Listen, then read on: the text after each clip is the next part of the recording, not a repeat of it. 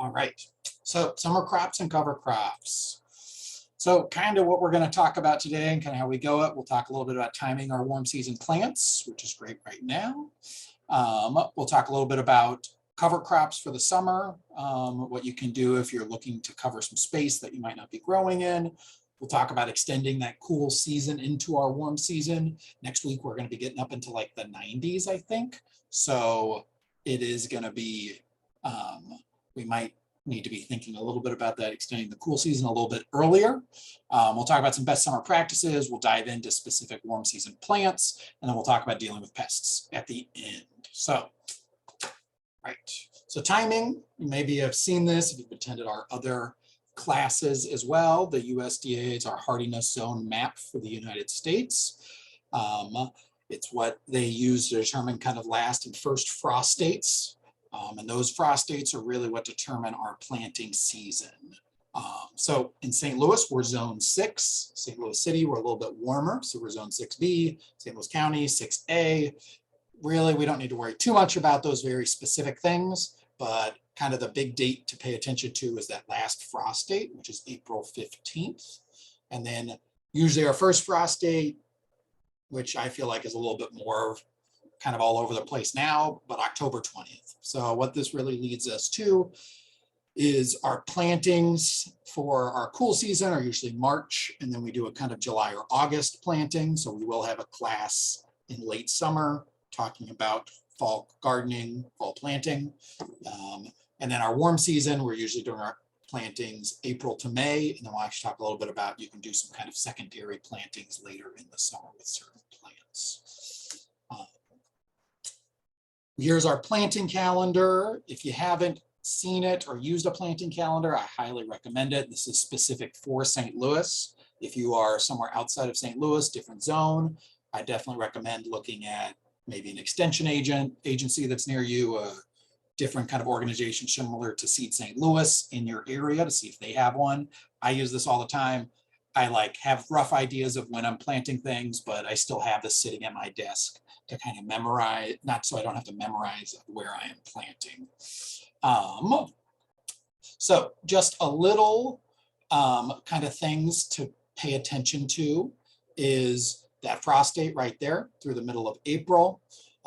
And then you can kind of notice a lot of these warm season plants we're going to be talking about, we're all planting after that frost date. And actually, if you notice, a lot of these aren't immediately after our last frost.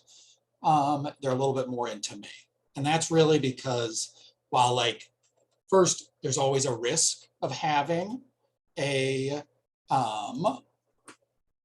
late frost after this frost date. It isn't fully set in stone. So planting any of these warm season plants that have some frost, don't have any frost tolerance, we run a risk of losing some of them.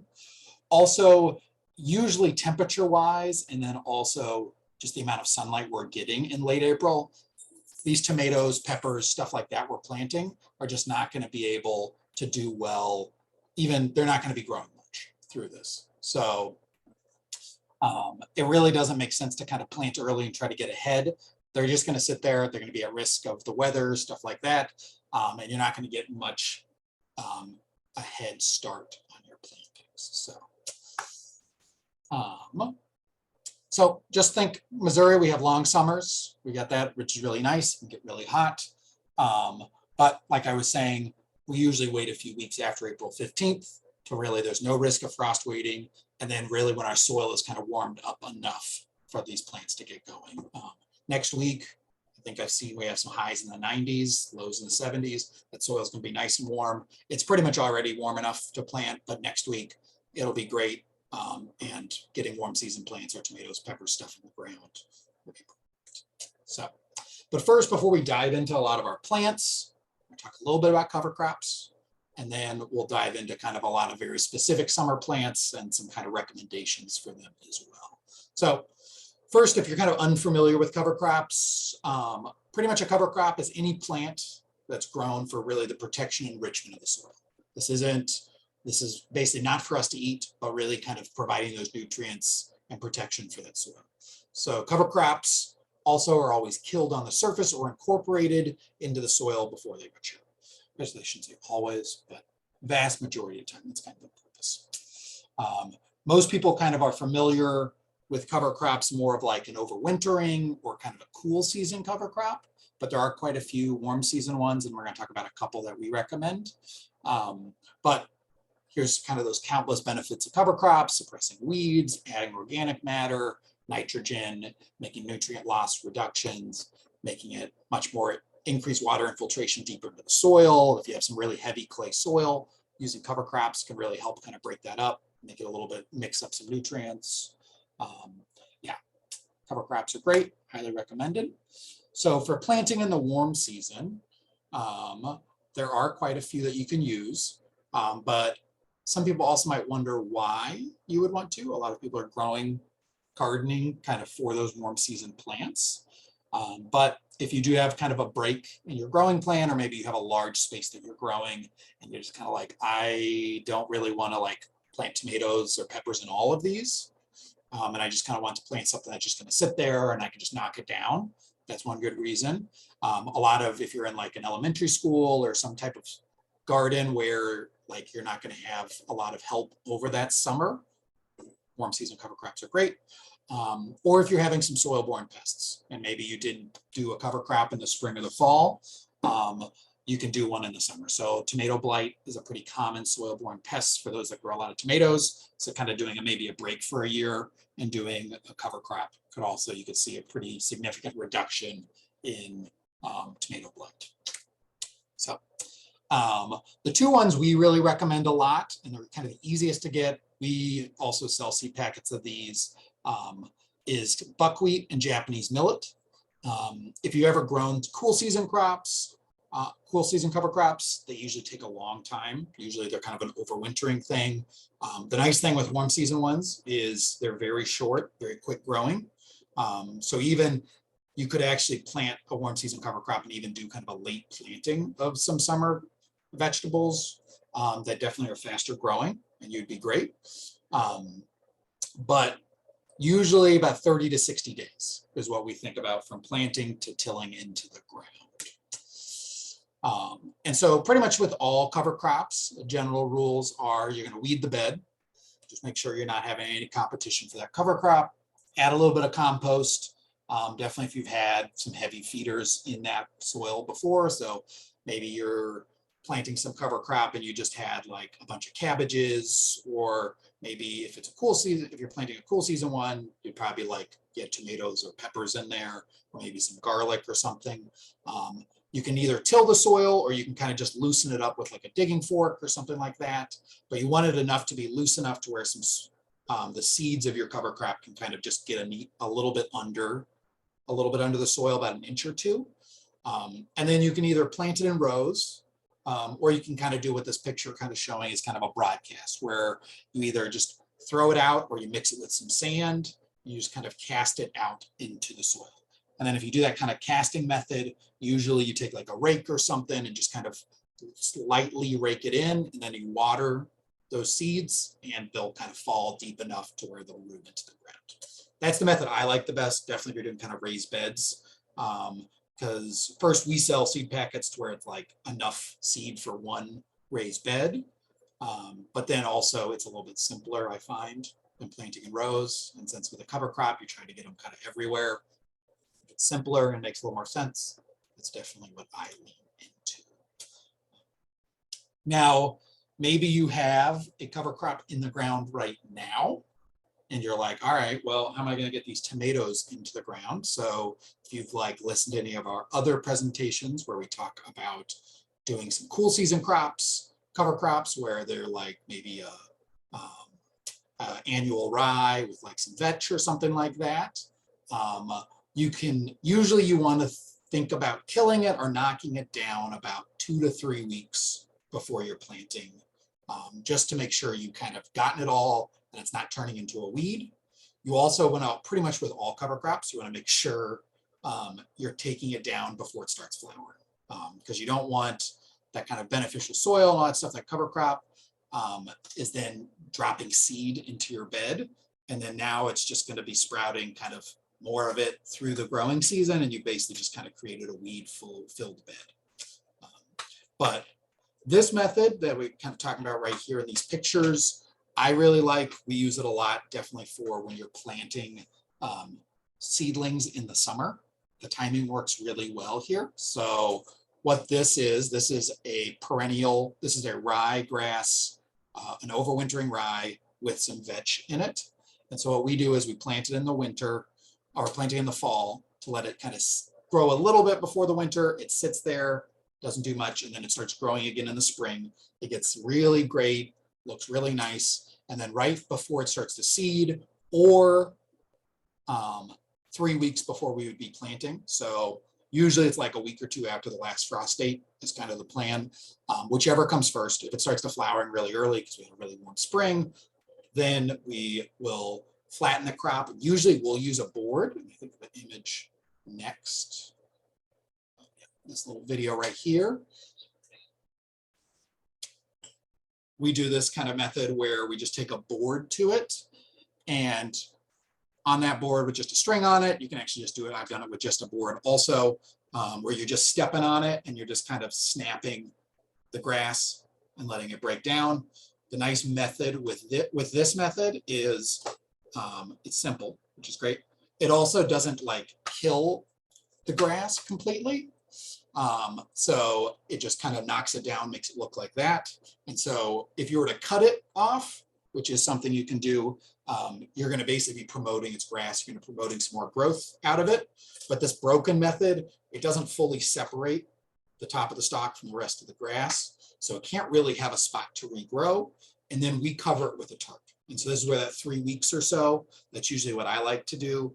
You can kind of get away if you do 2 weeks, but you cover it for 3 weeks. And then after that, it's basically kind of broken down, turned into a mulch, which is perfect for planting. Like you can plant tomatoes in it, peppers, stuff like that. Keeps the soil really moist. It's really great. You also get a ton of weed control benefits because the cover crop is just mulched the whole space. So it works really well. If you're like, oh, maybe I'll try that this year, highly recommend coming to our fall class because we talk a lot about it, because that's really when you start thinking about the timing for your summer. So it's also done kind of at commercial level. Here's a nice picture of a farm doing a similar one. So, okay, so that's kind of a little bit about cover crops. Now we're going to kind of dive into specific crops, probably what most people are thinking about and recommendations. Just first, before we dive in, just things to think about for all Midwest summers. It's all about managing that heat, water, and pests. It's kind of a combination of the three. We have very long summers. We have lots of humidity, which adds and creates lots of pests. But that long summer also does give us a chance to kind of do some second plantings, some cucumbers, squash, stuff like that. And then for a lot of summer plants, you really want to make sure you're following the spacing guidelines on those seed packets or just wherever you've kind of found them. It's really easy to overplant and crowd, but they're going to be growing for the whole season. You really don't want to do it.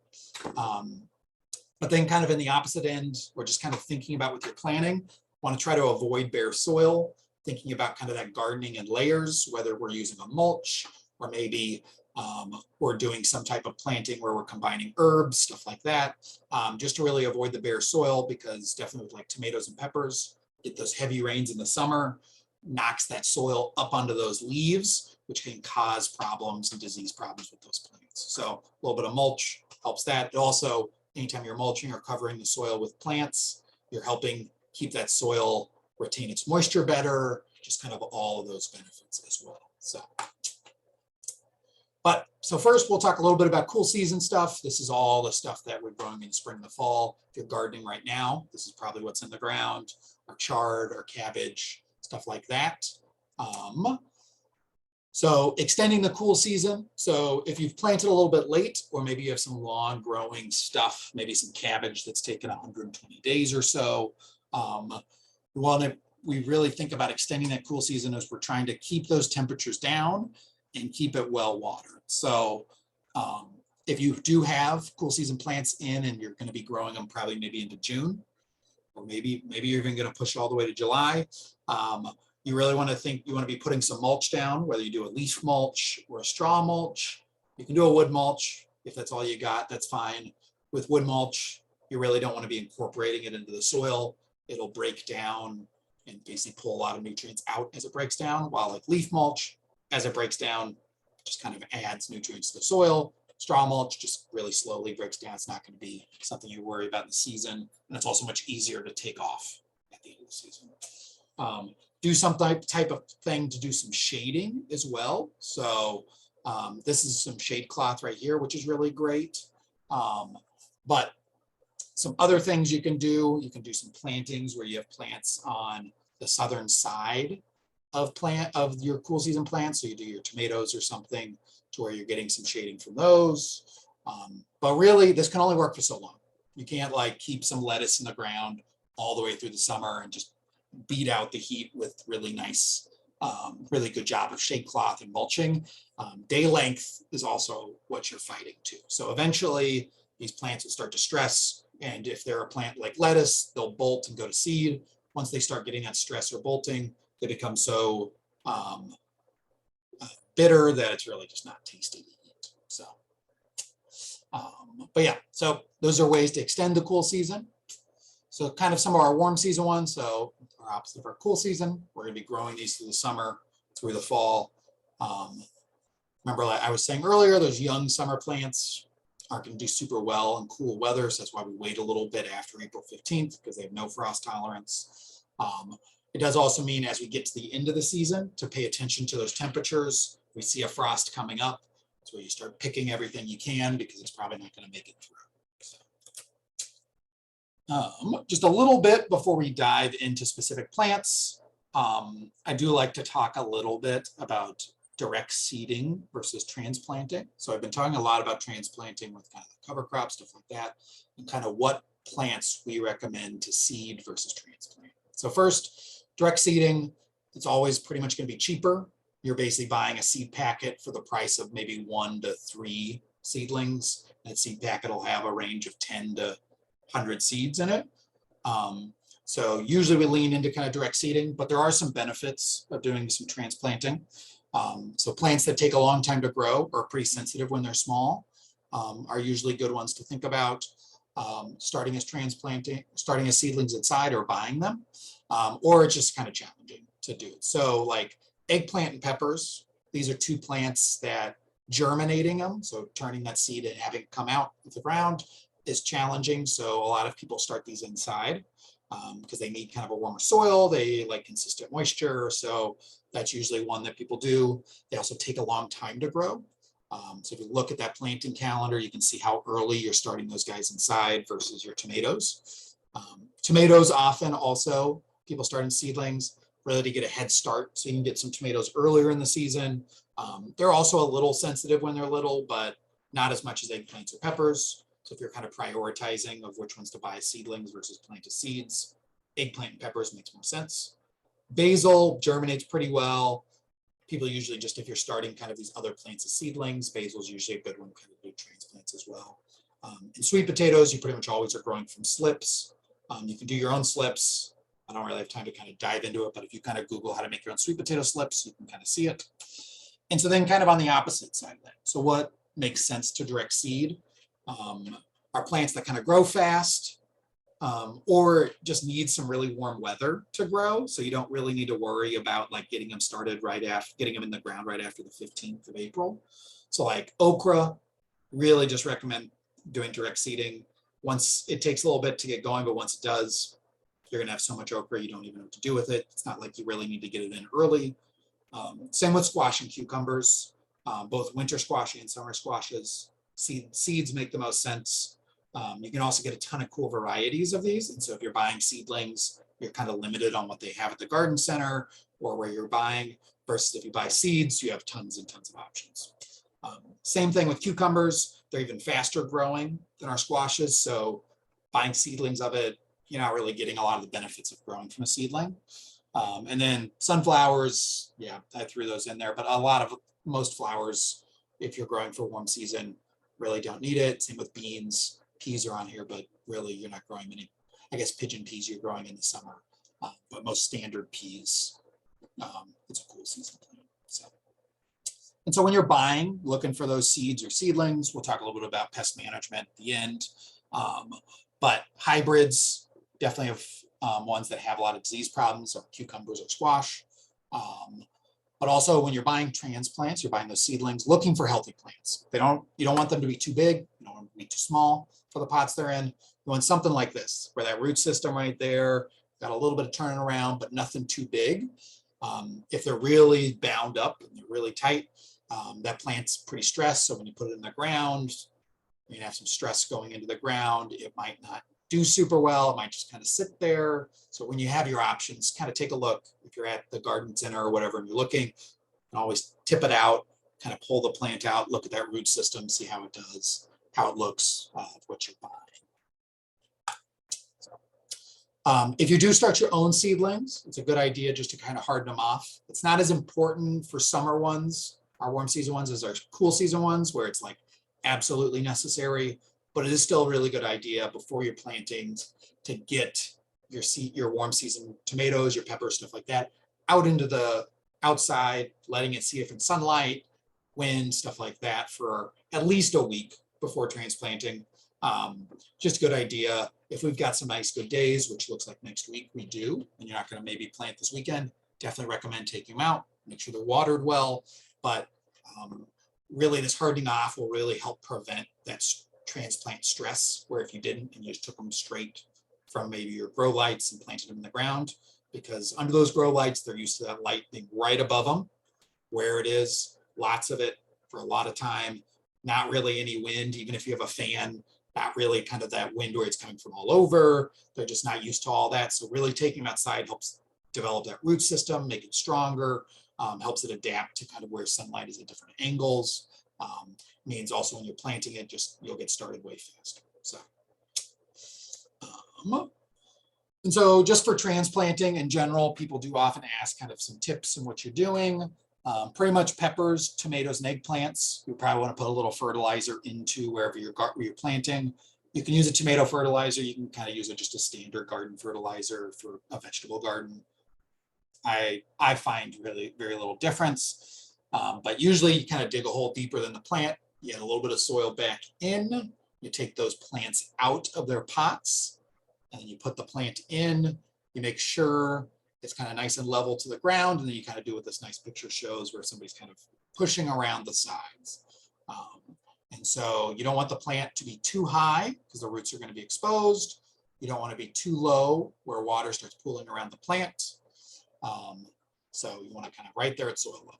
So, but yeah, so that's kind of for transplanting. Next, we're going to kind of just dive right in to some specific plants.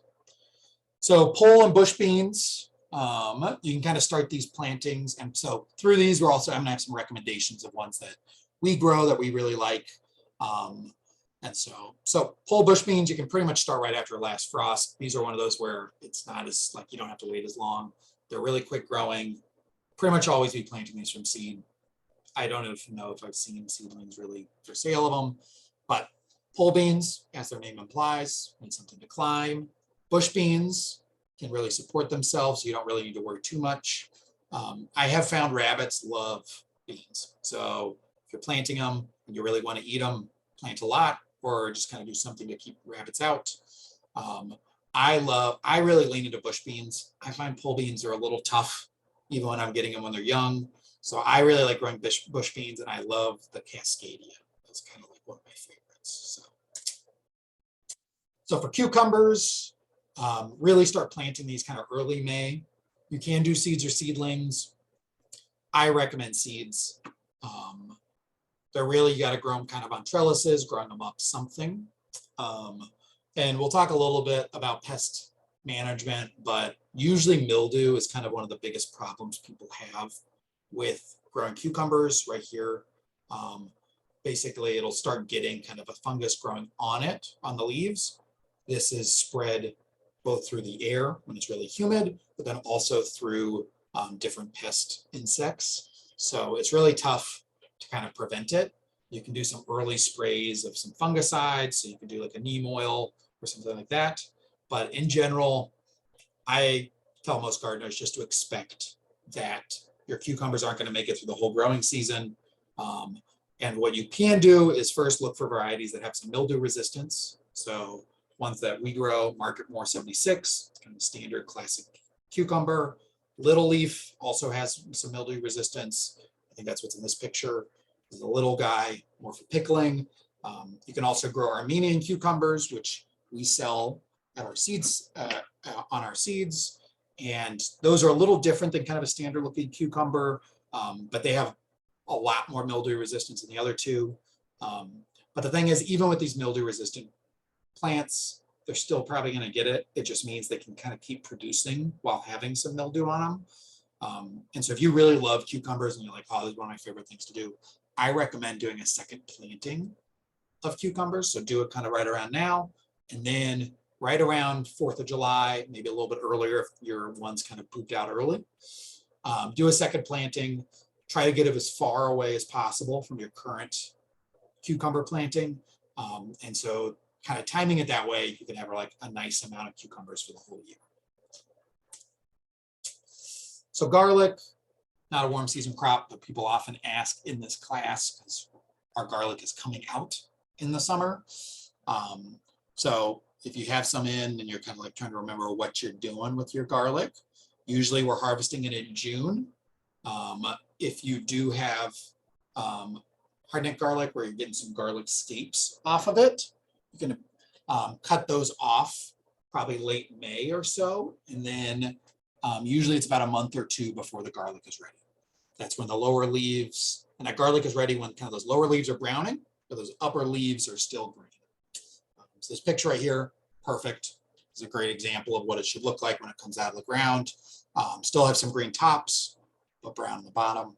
If you leave it in too long, it's still edible, which is fine, but it is where you pull it out and the cloves in the head of garlic have started to separate too much. They've let in moisture and dirt. And it means if you're trying to dry it and kind of save it for the rest of the season, it might be tougher because you have so much moisture around those cloves. So getting it early, one great way, just kind of with all root vegetables, is pull one up if you're kind of like first time growing or things have changed and you want to know, pull it up, cut it off. If it's too early, those cloves haven't formed, you can still eat it, but it lets you know. So. Potatoes, also not a warm season, but they're coming out right in the summer. You basically hill throughout the season. So you add some soil around the potato, just making sure it's covered. And then you harvest in kind of late June through July when the foliage is browned. You can kind of harvest whenever you want. Really, when that browning happens, it's just not as big of a deal. So you can get them a little bit earlier, kind of more for a new potato, or once it's kind of really browned in late June. It's really kind of a standard potato that you're harvesting.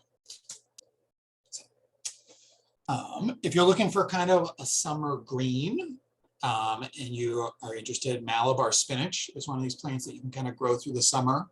You start from seed in kind of mid-May to late May, really like warm weather is what you want. It doesn't really get going until we have consistent warm weather. We've done some planting trials where we planted in early May, planted it in like early June, and really, it really loves that warm weather so much that they were at the same size pretty much by like, it's like late June. So they basically caught up. It's from Southeast Asia. It's a tropical plant. It's not really related to spinach. It just kind of looks like it. And I have not seen any pests that do anything to it. Now the leaves, a little waxy, and kind of I've been told a great description of it is it has like a mucilaginous texture to it. So just something to pay attention to. It's like, some people love it, some people don't. It is really pretty. So I know a lot of people just grow it as ornamentals that don't like the taste. We have a nice purple stem with some green leaves. So spinach is a great one. Melons, pretty much, you can start these from seeds or seedlings. I have done either. I know some people like swear by starting with seedlings. I've done either. I've done both and it seems fine. The one thing is with all melons, pretty much you need lots of water. They kind of make sense. They have a lot of water in them. And they need lots of space. Overcrowding melons really can lead you to basically getting no fruit or the fruit being so small that it's not going to be tasting. So some of those smaller melons, it is possible to kind of trellis if you're kind of limited on space. You kind of grow them up something. Though you need to make sure your trellises are strong enough And most likely you're going to have to support the fruit with like tying something up to it, something to kind of hold some of that weight because the stem is not going to be strong enough. To tell when that melon is ripe, so if it's on the ground, you can kind of do the method where the side touching the ground kind of starts to change color. I really like the kind of the last tendril method.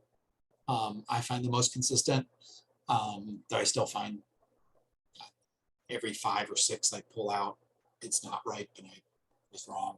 But it's the method I found the best, where basically there's like these little tendrils on these melons where they're kind of grabbing onto stuff as they grow. But the closest tendril to the fruit, when that tendril is like super dry and breaks off, basically the plant is done sending sugar and water to that fruit, and so it's ready to be harvested. So that's kind of the method I like the most. I know other people have strong opinions on it, but definitely with melons, recommend kind of mulching with compost or leaf mulch, where it's adding some nutrients around the plants after a few months. If you don't have that, look at maybe adding a fertilizer or something really to encourage some growth. And so for watermelons, we've grown both Sugar Baby and Triple Crown. They've done pretty well. For cantaloupes or other melons like that, I have just not had super great success here. They usually just take so long, you don't get a lot. And then when I get them, they're not super tasty. So if people do have any great recommendations for other melons, this is where that like chat feature in this is super great. Highly, please put in if you do, because I would like to see some other recommendations. Maybe we would try some. Yeah, I haven't had a ton of great success. So for okra, like we said, I start from seed mid-May. I don't know if I've seen any pests on it. They do super well here in Missouri. They love the summers. Pretty much the only thing is to make sure you harvest before they get larger than 4 inches, and that's usually what your challenge is. They grow like a tree, huge. We have lots of okra when you grow a couple, so you got to figure out what you're going to do with it all. Also, if you're really like interested in trying to do some seed saving or stuff like that, okra is like a great plant for doing seed saving. You basically can let it dry out either on the plant, or you can take them off. You can let those seeds dry and you can save them for the next year. That's pretty much what we do for our plantings of okra, is we just use the stuff that we've had saved, actually from like some classrooms for kids, and it does well every time. If you're looking at kind of trying something new, or you're kind of new to gardening, or you've had some challenges, okra is a great plant to plant. It also has some beautiful flowers in it that look great. So sweet potatoes, we were talking a little earlier about those, how you don't use those from seed. So you plant those from a slip. You can basically start planting in May, but usually we're limited, not on like when to plant, but when we can get slips. So we actually got our slips, I think, last week. So we'll be selling our sweet potato slips at our sale this Saturday, which is great. Beauregard is the variety we sell. But you basically harvest these whenever you want before the first frost.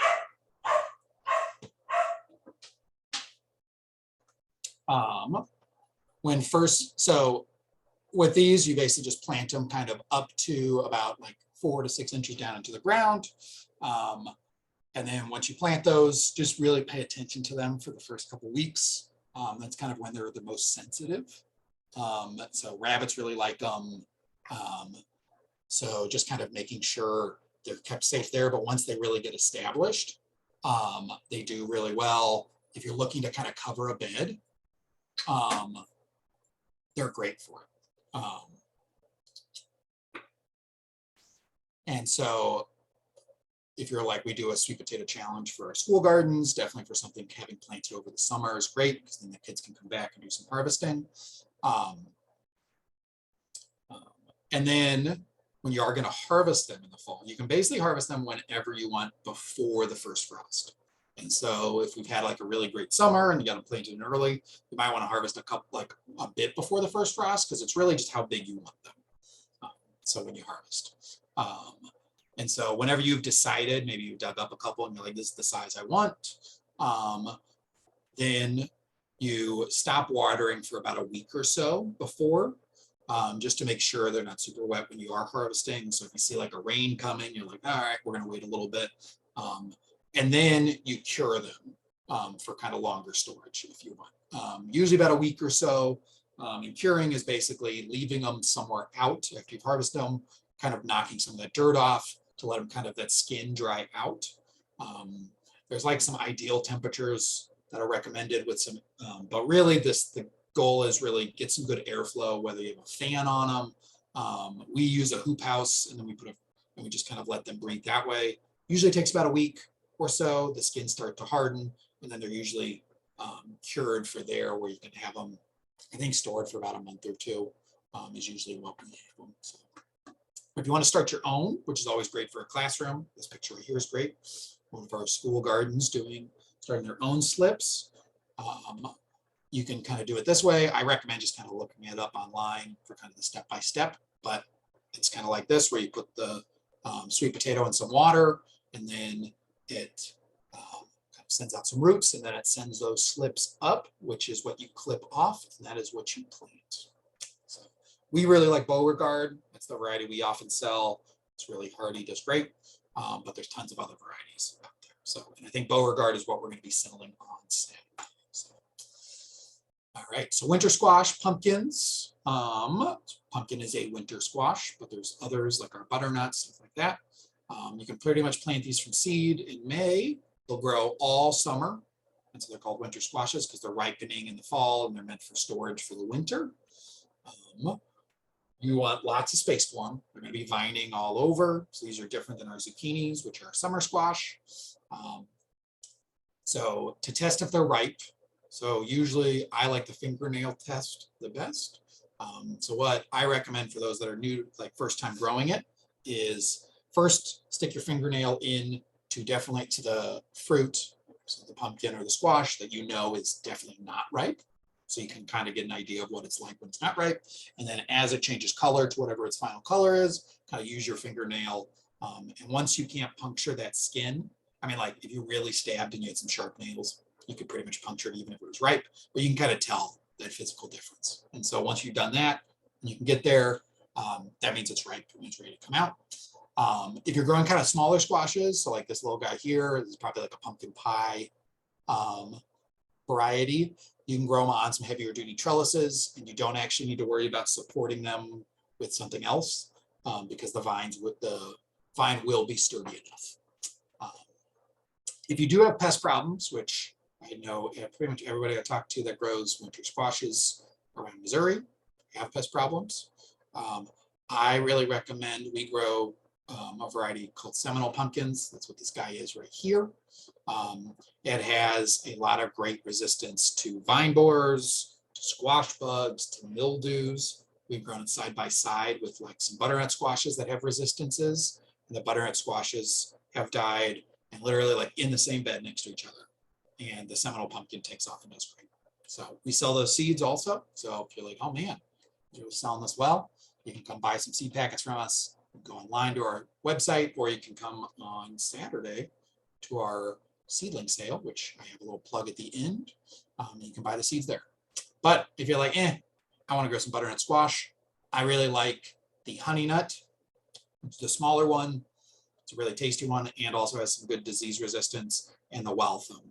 So that's kind of the standard butternut. For pumpkins, I think it's probably a New England pumpkin right there, actually, because that's the one we grow a lot of. It has also some good resistance to kind of squash bugs, good production. So those are varieties I like as well. So, eggplants, as we were talking about earlier with kind of our direct seeding versus our transplanting. Eggplants pretty much always transplanted. Direct seeding, it just takes so long that if we were to do it, you kind of miss a lot of the growing season. Usually you do early to mid-May. You want something to hold them up. So whether a tomato cage, or maybe some trellises or something like that.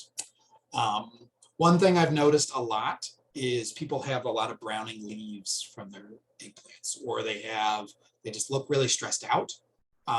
Could be a bunch of things, but usually what I find it the most is they need more water. Eggplant loves water. They need lots of it. They don't want to be standing in water, but really, like if it feels dry, water it. I find That usually does like kind of the biggest thing. You want to plant it with a little bit of fertilizer. If you found like it's kind of not growing a lot, kind of once you also get to like maybe late June, adding a little bit of fertilizer or compost around it might also be helpful to kind of kickstart that growth.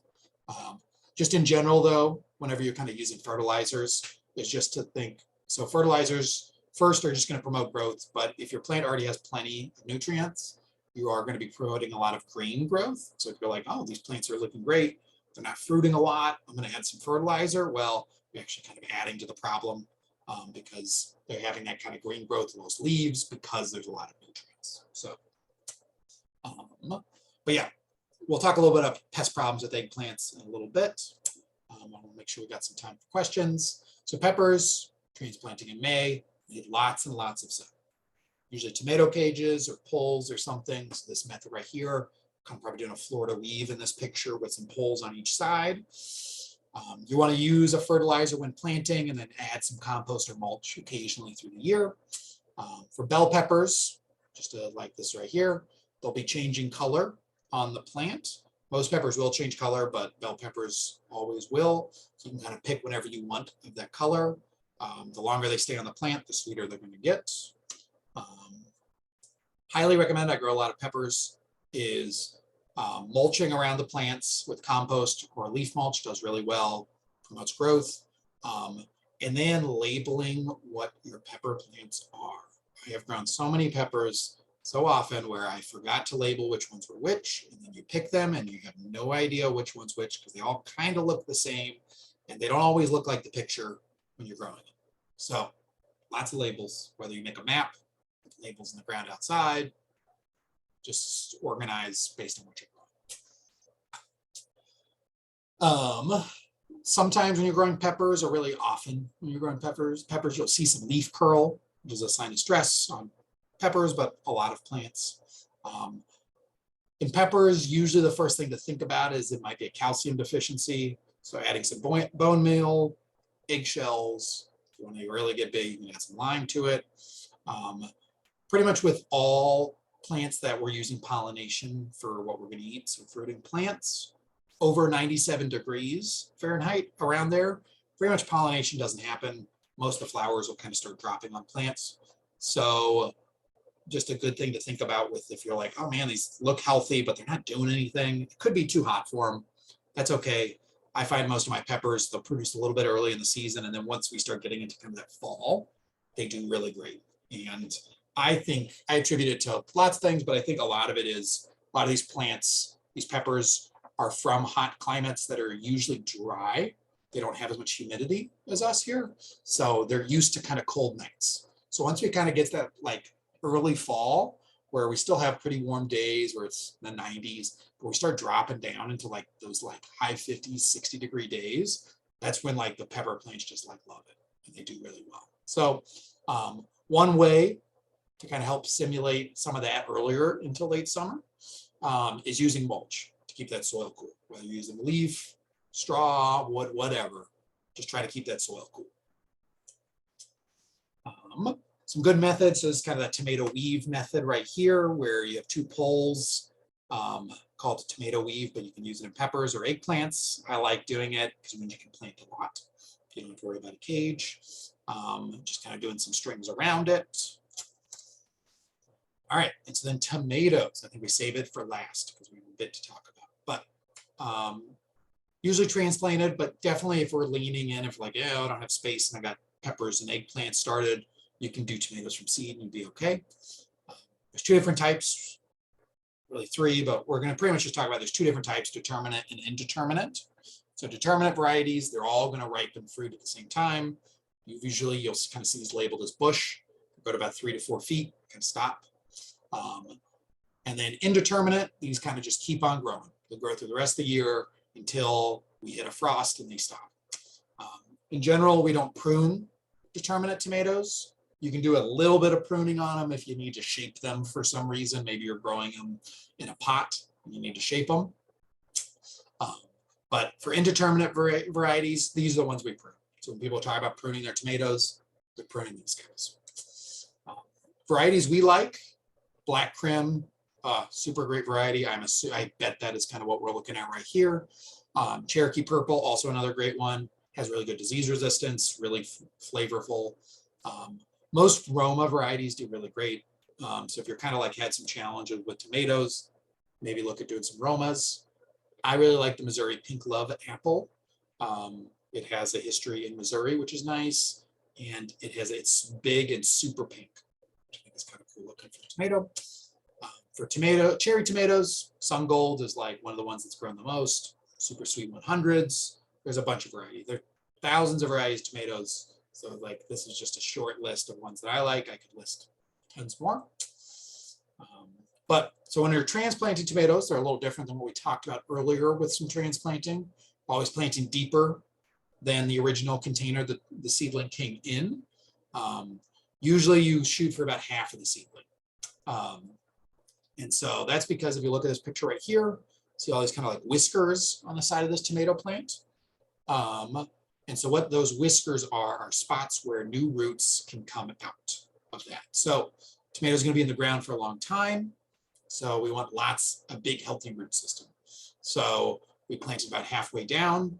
Any stems or leaves or anything that's going to be in the ground when you plant it, we just cut those off. You can do it right before planting.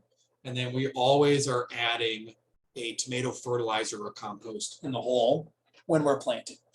That's just a good policy, a good idea, because we are going to try to promote growth definitely at the beginning of the season. So we do want that green growth. So even if the soil is really healthy, probably a good idea to throw a little fertilizer or compost in.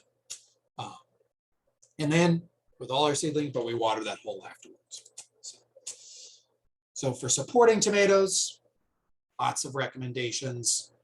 Cages do well if you're growing a couple. That Florida weave method I had earlier, which I'll send this presentation. We'll have this presentation out. We're also recording, so you can kind of go to the YouTube page, pause it right at that picture. But pretty much the goal of all these supportings is to make it to where our tomato plant and our fruits that are tomatoes are not touching the ground. We don't want them touching the ground. So for our indeterminate tomatoes, we also can do some pruning techniques to prevent them from touching the ground. So with indeterminate tomatoes, we prune suckers and then we also prune for shaping. So suckers on a tomato plant, we can kind of go back here. This picture does a pretty good job, I think, because I don't think I have another one. Oh, we do right here, great. This picture is really nice, and I probably should use this for our pruning page. But for a sucker, what you'll see in a tomato is the tomato plant will be growing up this right here. It'll shoot off a branch where it'll have one for a fruit. And then before this tomato is like really fully developed, like even to this size, you'll see a little leaf poke out. I like to call it the little elbow of that. And so at that elbow, you'll see that little leaf, and that will eventually become a large, large branch. And so you might be like, well, what's wrong with that? I want to promote some growth. Well, usually those suckers, are called suckers for a reason, is they're really just vegetative branches. You'll see sometimes some fruit on them, but the ratio of fruit off of those suckers versus kind of a standard branch is much lower. So it's kind of sucking out all the water and sugar for this lower branch that it's sucking off of, and it's putting it into growth. So what we do when it's a little leaf, just take your finger, pinch it off. But if it's a lot bigger, that's where we break out our pruners and we just prune it right off. You want to make sure you cut it kind of as close as you can to the tomato main stem, but you don't want to cut it so close to where you're peeling kind of that skin off of that main stem, because that can cause disease problems. So, and then we also, once they get to about a foot or two off the ground, we also prune them to kind of keep the lower leaves from touching the ground. So usually about 6 inches or so, you want to have no leaves on the bottom of that tomato plant. That will help keep, anytime we got a heavy rain coming in and it's pushing soil up, we are making it to where there's not that much of the tomato for that soil to kind of come up and hit. It also means we're getting a little better airflow because we're also doing some pruning. Usually with the suckers, we're already pruning for good airflow, but we really want some good airflow through there, so because we're reducing disease chances. So, and I I think I kind of covered all that on pruning. There's tons of videos on pruning on the internet that are great. I think we have some on our YouTube channel as well. Highly recommend kind of looking those if you're new to kind of pruning with tomatoes. But some other kind of things people talk about with tomato plants is they have squirrels that eat a ton of their tomatoes. I've been told, and I've tried this and I haven't seen any success with it, but some people swear by it, so I leave it in here for now, is they leave water out for their squirrels and they drink that and they don't eat the tomatoes because usually they're just eating the tomatoes to get some moisture. I tried this year, and we'll see how it does, leaving out some red Christmas ornaments in the off season. We have a little fence that covers our garden, so leaving those on there. I'm hoping to kind of convince the squirrels that the red things around that garden aren't edible and they're not good and we don't need to go after them. We'll see how it does. I will report back next year, so we'll find out. But really, I think kind of the best method is either physical barrier, keeping them out, or grow enough to where you don't have to worry about it, or grow cherry tomatoes. Cherry tomatoes, they'll eat a little bit, but they don't do as much damage too. So if you have a ton of squirrel problems, that might be the way to go. You could also harvest your tomatoes a little bit before they're fully ripe, when they're just starting to show some color. They're not going to be as tasty, but I find, the squirrels are always eating it. You see it and you're like, oh, I'm going to wait a day or two and it's going to be ready. And then the squirrel eats it. So maybe just pick it when it's the day or two before. Usually through the growing season, you're going to want to add some compost or leaf mulch. Though, like I said earlier, if you're finding you have a lot of vegetative growth and you're like, man, these guys just aren't pollinating or something, maybe don't do that, or maybe just do like a straw mulch where you're not adding nutrients to it using compost or leaf mulch. So if you're finding that you're getting some black spots in the end of your tomatoes, calcium might be a limiting nutrient, so adding some eggshells or fertilizer with calcium until you see that kind of black little bit on the end of the fruit kind of go away. On the new fruit, it's not going to go away on the ones that already have. All right, so zucchini and squash is quick, I think, and then we can kind of get into some pest stuff and I'll take some questions. So if you got questions, start throwing them in the Q&A now. So you can plant zucchini, summer squash in early May. Summer squash is similar to also cucumbers, where you can have a pretty quick growth season. So you could actually do a second planting in late June or early July. They have a ton of pests and diseases. You can buy some good varieties. I like the Desert F1 or the Dunja F1 for zucchinis. The one thing is those seeds are like sometimes hard to get. They sell out very quickly. I usually look at Johnny's or High Mowing Seeds, and if you're trying to buy them now, they might not have them. But those F1s, they're hybrids. They're grown with mildew resistance, which is one of the pest problems with zucchini. If you have a ton of pest problems and you're just like, I love summer squash, I recommend growing the Transplant squash that we sell. It has no disease problems. The only problem with it is it's vining and it will take over wherever you grow it. So you'll have a lot of squash. That's the problem. But there are some other good ones. Mulching or composting around the plants after a few months is really good also. But there are quite a few disease problems. Also, we didn't really talk about herbs. There's just a lot to talk about, so I kind of dropped the herb section, but I really like sticking herbs kind of everywhere. Do some interplanting with herbs, corners of beds, south sides of larger plants. Cilantro maybe on the north side of plants, because really it's going to start to go to seed very quickly. But dill, chamomile, oregano, rosemary, garlic, or regular chives, just kind of stick them anywhere. They do great. You're adding in to kind of some of that flowering throughout the garden, which is great also. That's what we want. We want to really add in some mixture of different types of plants. So you can also interplant flowers. So marigolds, people probably are growing, but calendula, zinnias, coneflowers, nasturtiums, sweet alyssum, these are all really great for pollinators. You can use some of these for cut flowers, stuff like nasturtiums, both the flowers and the leaves, which here are edible. You can also do weekly successions of sunflowers. So you can do like plant 1 week a row, plant the next week a row somewhere else. So you're kind of just getting a good succession where you have a constant blooming, which is great. Not only is it pretty and beautiful in the garden, but you're bringing in those pollinators, which we want, so we can pollinate our tomatoes or peppers or other fruiting plants for ourselves. So, all right, so we got only about 5 minutes, but if you throw some Q&A stuff in, I'm going to talk a little bit about some pest management. Good question. So used okra flowers as cut flowers. That's a good question. I have just a little bit. The one problem with okra as a cut flower is usually the stem or the stalk of that flower is kind of short.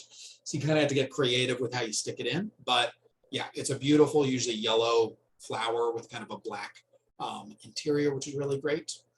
And then use sorghum as a cover crop. I have seen some people do it. I think you could, and you'd be fine. A little bit longer growing than others. So if you're trying to like only do some plantings where you're just trying to plant something maybe later, maybe in the fall, the sorghum might just prevent you from being able to do that. So, squash bugs. Yeah. So, or was that vine borer? So first we'll talk a little bit about vine borers. So I find physical controls. So with pest management, there's kind of physical controls, there's chemical controls. Physical control, where you're physically keeping things out, is really effective for keeping vine borers out. So insect netting or a row cover, so right here, works really great. Let me see. So a vine borer, if you're unfamiliar with what they are, there's a moth that lays its eggs at the base of squash plants, usually around mid to late May, sometimes all the way into June. And then once those eggs hatch, they produce a little grub guy that eats its way up through the base stem of your squash plant and just kind of hangs out in there and basically stops all nutrient flow from the root system of the squash to the rest of the plants. So one good way is first just covering your squash, whether your summer squash or your winter squash, with insect netting or a row cover. So you can use some rings of like metal rings, or you can use some PVC and just fully seal it out. The nice thing with row cover and insect netting is you can water through it. So you can still water your plants if you're just using a hose, which works great. And you basically leave that on until you start to see flowers in your squash. So might be like late June. And so your goal is basically to kind of miss the generation of the squash vine borer, which works really well.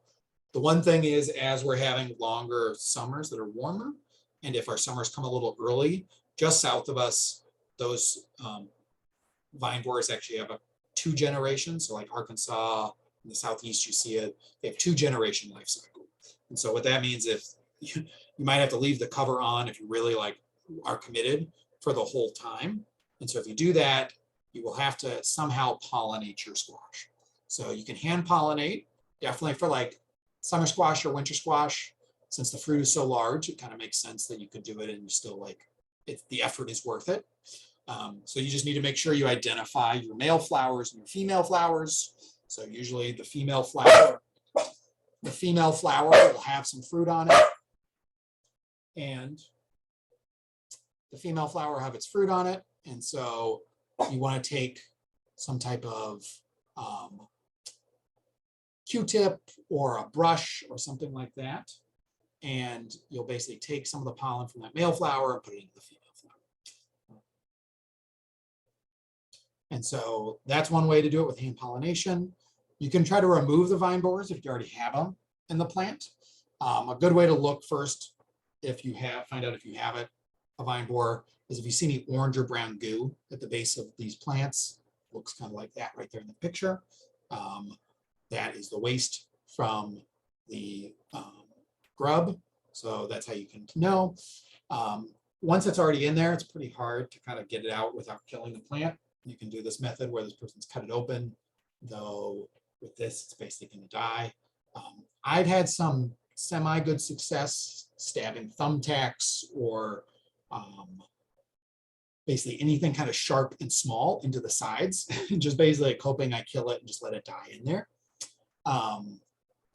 But if that doesn't work, I've seen kind of another preventative measure. So I guess those don't work, you're kind of done. But on a preventative measure, you can put foil at the base of the plant, try to prevent those grubs from even getting into a plant. You can pile up soil at the base of a plant, but I find the physical barrier the best method. You can also grow some varieties that don't have as much of a problem. That's where that Seminole pumpkins we recommend, or the Transplant squash. Both those, they have very little pest pressure from vine borers. So if you're finding you have a lot in certain beds, it may be because you're not rotating your beds well enough. So you might need to like wait a year or two of not growing squash to see if you can, because they will overwinter in the soil as well. So rotating plants is a good effective strategy.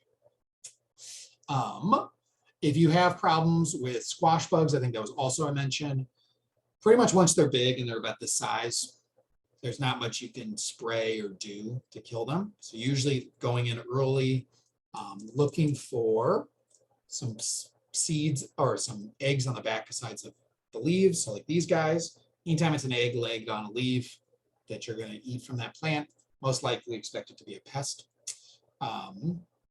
So kind of knocking those off when they're little. When they are small, so not before this, before their shell's kind of fully hardened on squash bugs, a neem oil or a soap, like insecticidal soap, will have some effect. But once they're full size, you're not going to see much. If you do find you have a lot, I would avoid having kind of like mulches like straw around the plants. Squash bugs like kind of a cool, dark place to go. And so that mulch, you're kind of, while maybe you're protecting your soil, you might be creating a perfect environment for these guys to kind of reproduce. Some of your like birds or other larger insects probably don't see them, so they can't get as many. So that's something to do. Mildews is also a common one I want to cover before I take any others. So very common here with humidity. Pretty much something, this is what it would look like on those leaves. There's really not much like we can do kind of to prevent it, but good ways to kind of reduce the effects is first just not watering the leaves of plants, water the roots. Spraying maybe a fungicide or neem oil early would be a good way to deal with it. Planting varieties that have a mildew resistance, which you'll see if you Google the variety name on the internet. And just kind of like I was saying, usually it's those cucumbers and summer squash that you have a big problem with, doing a second planting of it. So you can kind of try to avoid or just kind of expect the plant to die and you're just going to kind of have it. So, somebody was asking about some trap crops. So usually in the community garden, trap crops are kind of questionable on their effectiveness. Usually you have a small space. It definitely works well on a large farm. But if you do want to do a trap crop, this is basically a plant that you grow that you know the pests that come to your garden often like the most. And then you dispose of that plant, either burning it or taking it out of the garden and moving it somewhere really far away so those pests don't. So for squash, usually for squash bugs and vine borers, blue Hubbard squash is often the one that's used a lot by farms. And so if you're doing a trap crop, maybe you have a large garden, you want to plant it as far away from your garden as possible, but still like if you're in a garden, it's going to be close enough to where it can attract pests. If you plant it really far away, it's not going to attract the pests off of yours. So you can do that. Blue Hubbard squash, usually for kind of winter squashes, is one that's done. And then if you have like a method to kind of burn it, whether like kind of chop it up a little bit and throw it in like a bonfire or something like that, that's usually the method you see on large farms where they'll burn it right there. Or you can just kind of pick it up and throw it in a yard waste bin or drive it somewhere and throw it in a yard waste bin to try to make sure you're not spreading those pests into the rest of your plants. So I think that answered some of it. I'm going to make sure we're 5 minutes over. So I want to make sure if people have any more questions to throw them in, but we'll send this out. We can send these slides out to everybody so you can see and read through.